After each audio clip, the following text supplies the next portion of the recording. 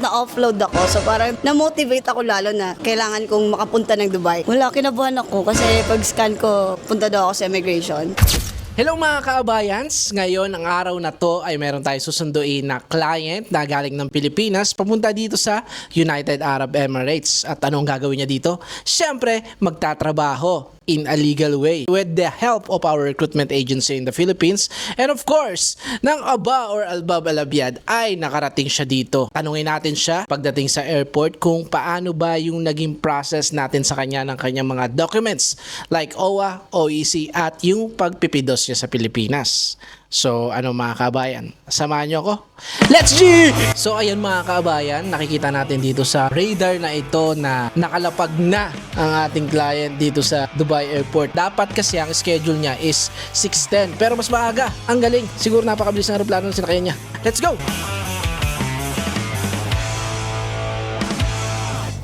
So ayan guys, nandito na tayo sa Dubai Airport Terminal 1. Tinaantay na natin siya. Ayan na, nandito na si kabayan. Nag-selfie na. So, ibig sabihin, malapit na siya. Tingnan lang natin kung nasa immigration siya or kukunin pa lang niya yung luggage niya.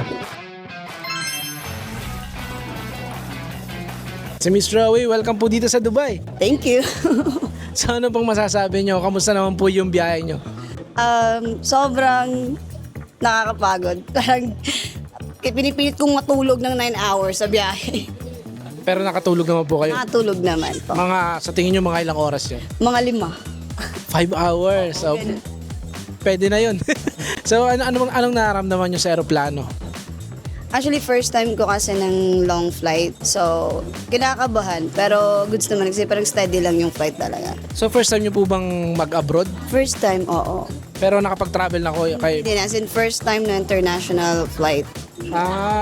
So sa Pilipinas nakakapag-flight naman kayo mga Local, oo.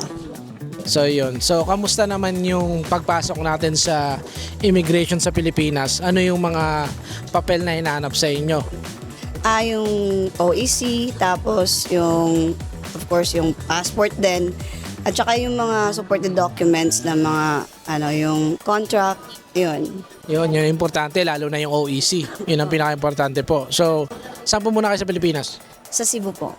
Taga Cebu po kayo. Saan po sa Cebu?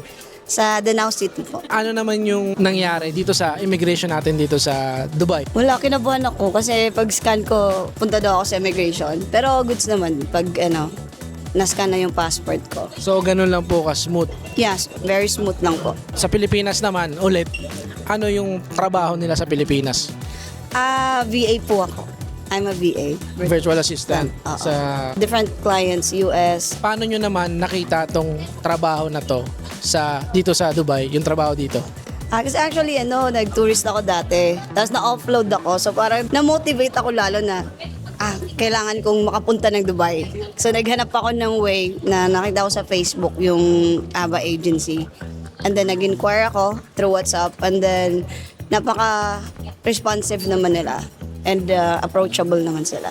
So, thank you so much po. Yung po pala, na-offload kayo. Bakit kayo na-offload at kailan po kayo na-offload? Nung February po.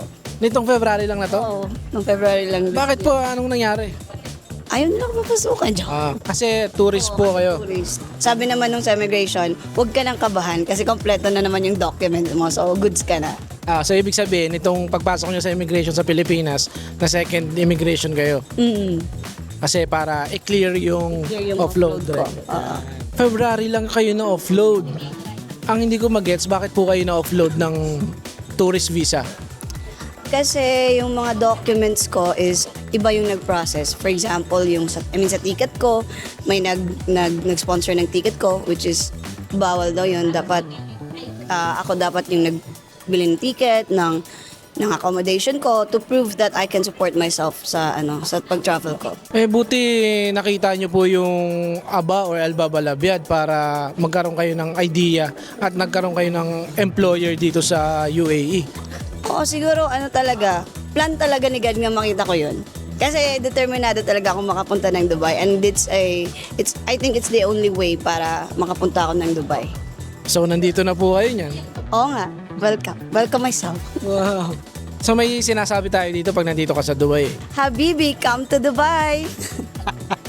So yun, May naiwang pamilya po kayo sa Pilipinas? Meron po. Asawa, anak. Asawa, anak, oo. Paano po yun? Hinatid po kayo sa airport? Oo, hinatid. Actually, nasa Manila kami lahat. Tapos, nung nauna yung flight nila eh.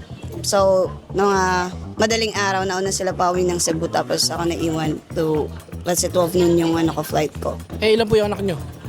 Marami sila. Marami sila. Ilan nga po? Tatlo po. Tatlo. Ilan taon na po yung pinakamatanda? 8 years old. 8 years old. Paano po yun? Anong sabi naman ni Mister kung naiwan po sila doon? Okay lang naman at susunod yun. Susunod. Susunod, oo. Kasi nandito na kayo, magkakaroon kayo ng pagkakataon na makuha rin sila. Oo, opo, true. Kasi meron tayong family visa. So, kamusta naman yung pagpaprocess ng ABA or Albabalabiyad ng mga papers mo like yung OWA, OEC? Napaka-smooth po ng ABA as in from start, from inquiry up to here, right now. And super approachable nila, like the staff, and very responsive. And then, they will keep you update talaga sa employer nyo. So, sobrang thankful ako and grateful ako sa ABA. Sa lahat ng mga taga-ABA, lalo na kay Miss Jot, Miss Ann, thank you so much po. Buti nagtiwala po kayo agad sa amin kasi syempre sa panahon yan, ang dami-daming scammer. Totoo, before ako nag-decide talaga is I research about it. And then, nakita ko naman sa Facebook yung mga feedback, reviews, and then yung mga ganito, yung mga interviews nyo. So, that's the reason na I trusted ABA. Yun. So, thank you so much po sa pagtatrust sa ABA. So, marerecommend nyo po ba sa mga kaibigan nyo, mga kilala nyo yung ABA or Albabalabiyad? Opo. Actually, nagre-recruit na ako. Nagre-recruit na ako sa ABA. Madami na nagtatanong how I get here. So, yeah, sa mga friends ko dyan, sa mga classmates or check ABA. It's always 99% because there's always 1% for, improvement or what. So, 99% po sa ABA. Thank you so much. ABA agency, so they will help you to be here in Dubai. Oh, thank you so much po. Pagdating naman po dito sa Dubai, ano ang magiging trabaho nyo? Telecommunication assistant po. So parang ganoon din po, parang sa virtual assistant kayo sa Pilipinas. So, I'll handle calls pa rin, mga emails, inquiries, ganun. So, Ayan. related lang talaga din siya sa work ko. So, yun lang. Congratulations po sa inyo kasi isa po kayo sa patunay na totoo yung ABA or Albabalabiyad kasi nandito na po kayo. And syempre, sana mas maging okay po kayo dito. And yung work nyo, good luck po sa work. At yun lang. Ito lagi natin sinasabi sa mga kababayan natin. So, welcome to Dubai!